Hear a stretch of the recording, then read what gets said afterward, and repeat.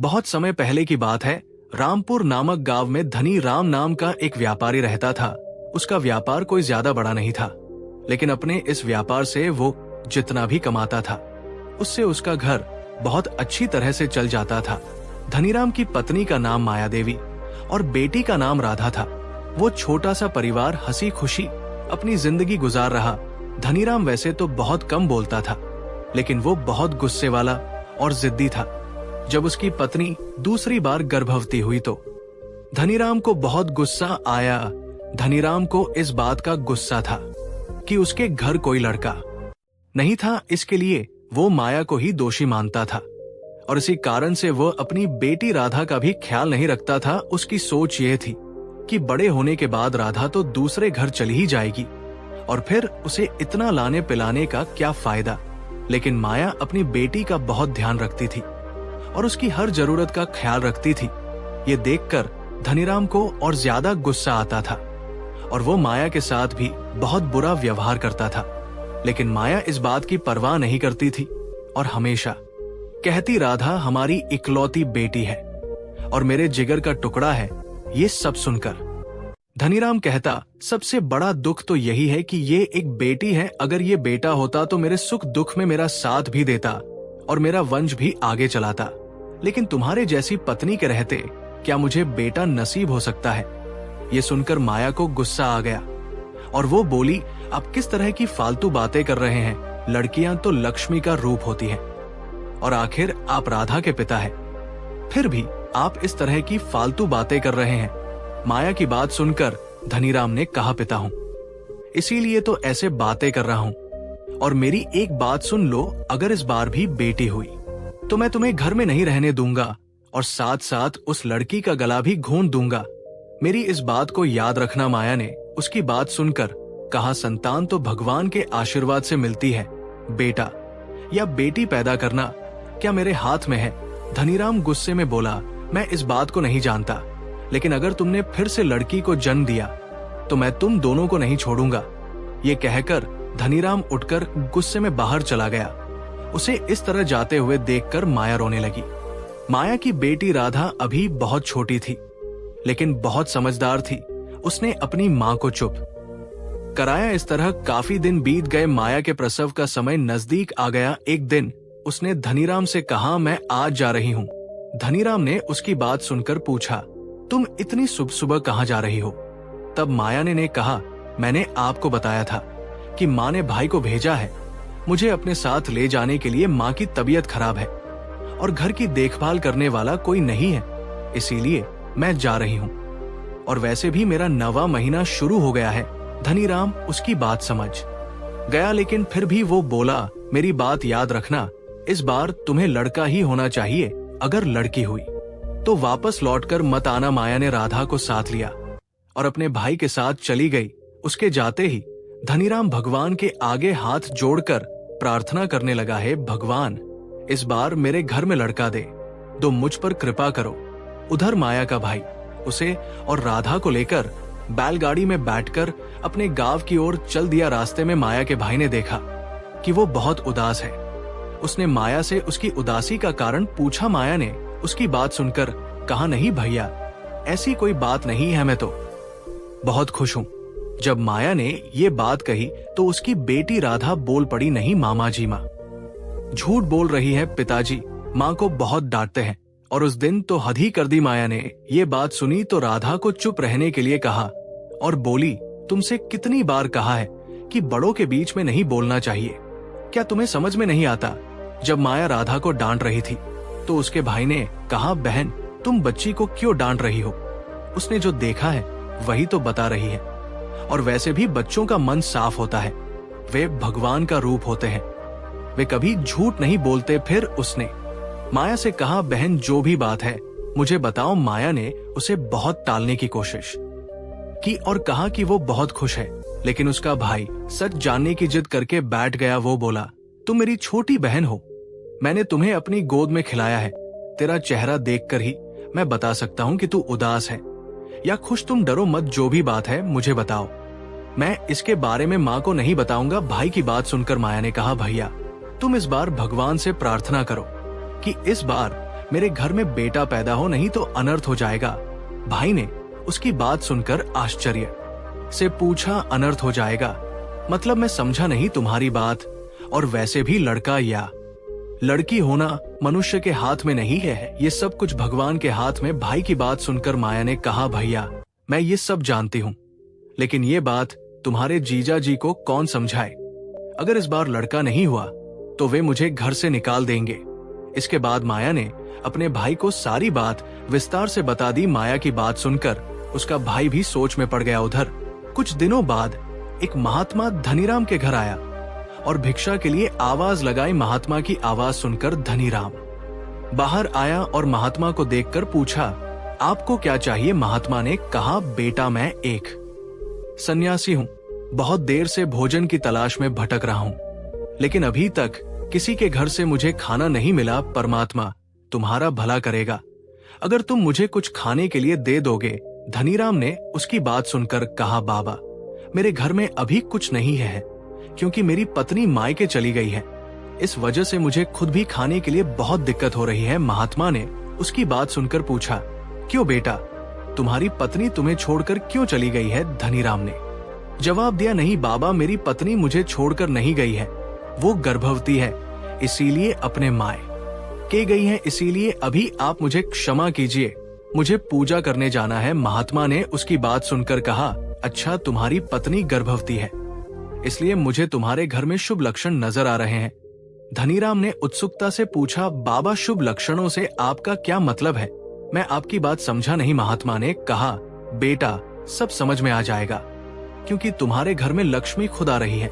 धनीराम महात्मा की बात सुनकर खुश हो गया और बोला, बाबा क्या आप सही कह रहे हैं कि माता लक्ष्मी खुद मेरे घर आ रही है? महात्मा ने कहा, हाँ बेटा, तुम्हारे दिन बदलने वाले जो तुम्हारे घर जन्म लेने वाली है, वो तुम्हारा भाग्य बदल देगी। बस तुम हमेशा उसका ध्यान रखना। अगर कभी उसकी आंखों में आंसू आए तो तुम्हारे घर में मुसीबत आ जाएगी, लेकिन अगर तुमने उसे संभाल कर रखा तो तुम्हारे घर में कभी भी धन दौलत की कमी नहीं रहेगी और तुम्हारा हमेशा भला होगा। महात्मा की बात सुनकर धनीराम उनके चरणों में गिर गया और उनका आशीर्वाद लिया। उसने वादा किया कि वो कभी भी आने वाली बच्ची को दुखी नहीं होने देगा। उस दिन के बाद से धनीराम के जीवन में परिवर्तन आने लगा।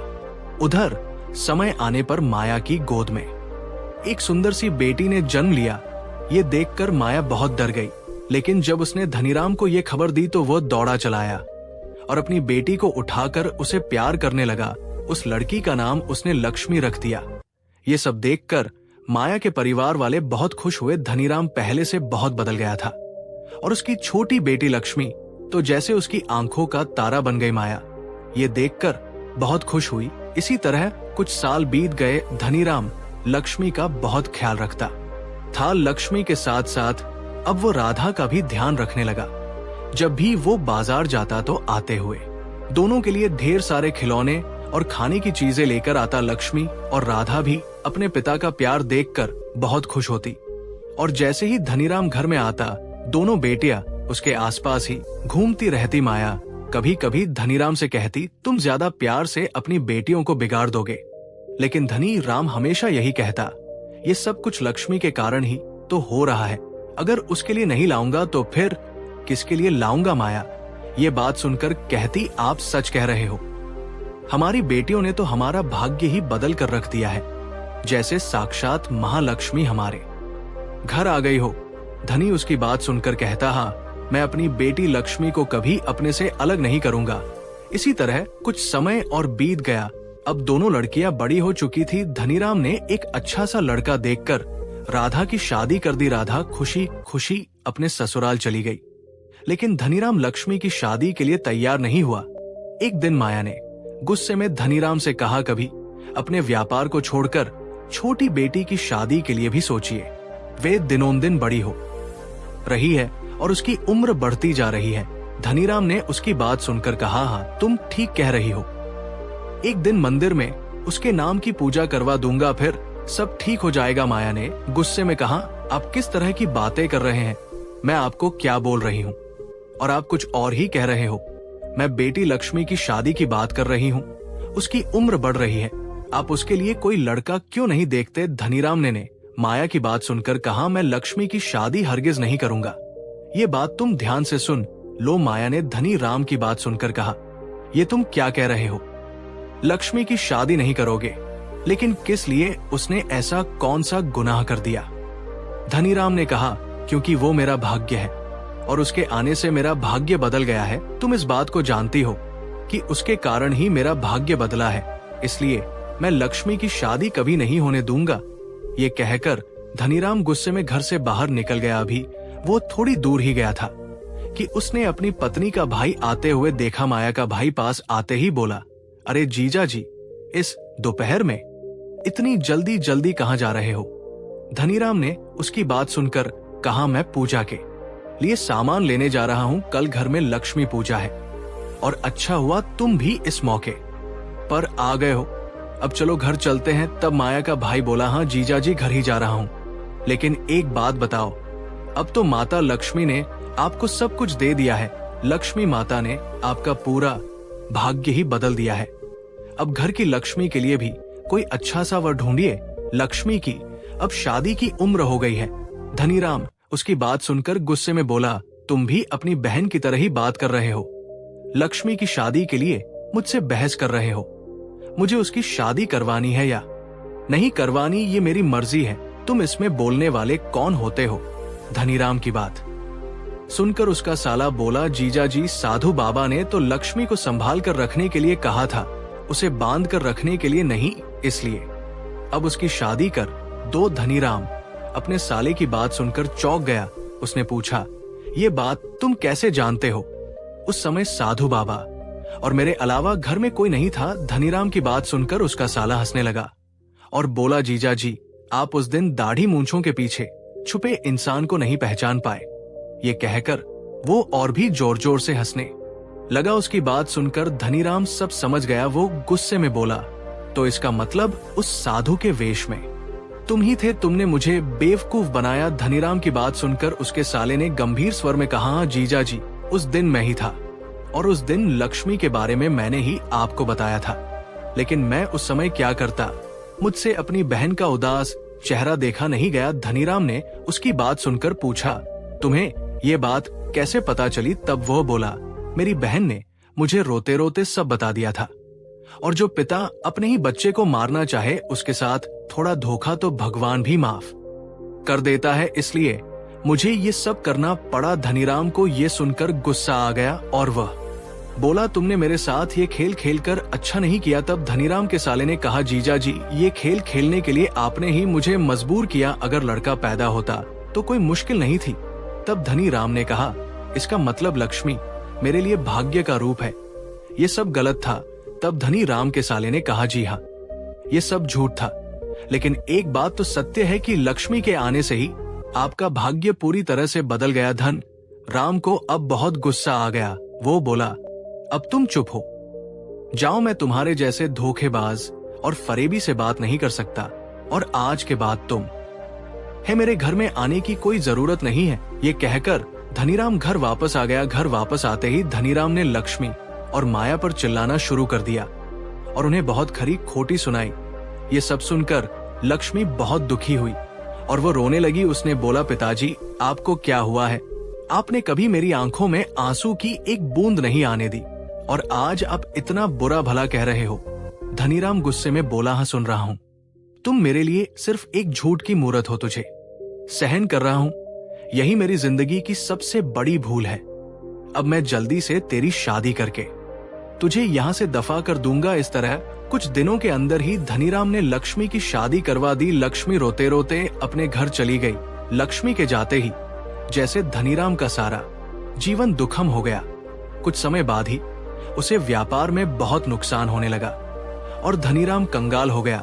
उसके ऊपर बहुत सारा कर्ज हो गया और उसके घर में सुबह शाम लेने वाले तगादा करने आने लगे। एक दिन माया ने धनीराम से कहा, मेरे पास अब सोने के ये आखिरी कंगन बचे हैं, इन्हें बेचकर अगर आपका कुछ कर्ज उतर जाए तो आप इन्हें बेच दो। धनीराम ने उसकी बात सुनकर कहा, लेकिन ये तो तुम्हारे पिताजी के दिए हुए कंगन हैं, ये मैं कैसे ले सकता हूँ? धनीराम की बात सुनकर माया ने कहा, तो क्या हुआ, पिताजी ने दिए हैं आपकी इज्जत के सामने तो ये कुछ भी नहीं है, ये तो मेरा फर्ज है।